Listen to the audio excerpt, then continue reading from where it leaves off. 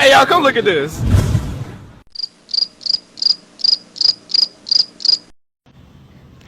উফ, বুঝলাম না।